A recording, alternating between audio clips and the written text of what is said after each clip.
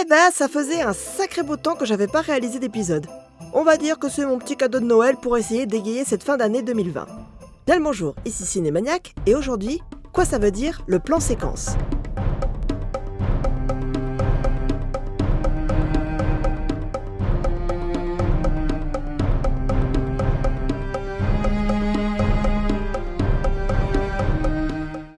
Le plan séquence est un outil de mise en scène qui a été sacrément mis à l'honneur cette année avec la sortie de 1917 de Sam Mendes, qui suit deux jeunes soldats britanniques chargés d'une mission à travers les paysages bordant le front ouest pendant la Première Guerre mondiale. Le long métrage donne l'illusion d'être composé de deux plans séquences avec des coupes dissimulées par des changements de lumière entre les environnements ou des éléments de décor passant devant la caméra en obstruant momentanément le cadre. Pour comprendre bien précisément ce qu'est un plan séquence, il est nécessaire de revenir sur le découpage d'un scénario. Le scénario est découpé en plusieurs séquences, c'est-à-dire une série de plans décrivant une action dans une même unité de lieu et de temps. Un plan séquence est donc un plan unique qui suit les actions des personnages dans un lieu et un temps défini.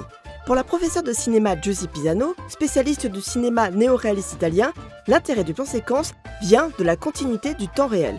Le plan séquence nous permet de sentir le temps humain.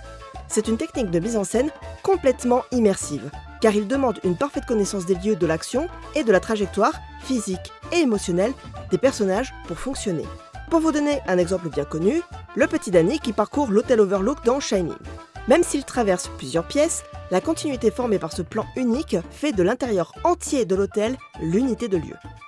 Attention, le plan séquence est à ne pas confondre avec le plan long, qui réunit une action dans une même unité de lieu et de temps, mais cette fois dans un cadre fixe.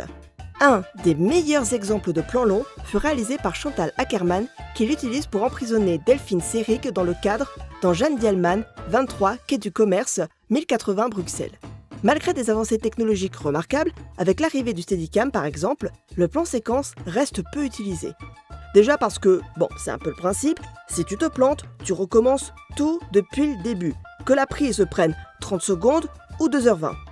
Mais surtout parce qu'un plan séquence nécessite une préparation monstrueuse en termes de déplacement de la caméra et du casting, du travail de lumière, des accessoires, de la focale, du point.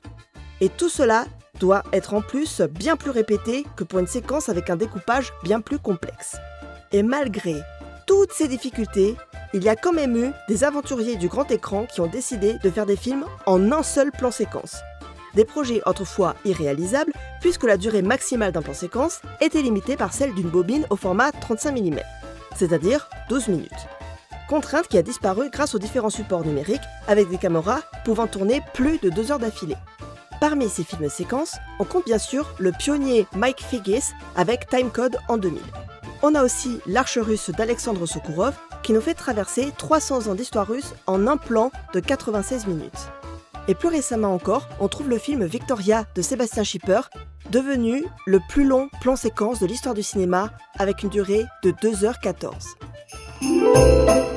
Merci d'avoir regardé cette vidéo. Si elle vous a plu, n'hésitez pas à mettre un petit pouce bleu, à la partager et à vous abonner à la chaîne afin de pouvoir profiter des prochains épisodes. Vive le 7e art, salutations!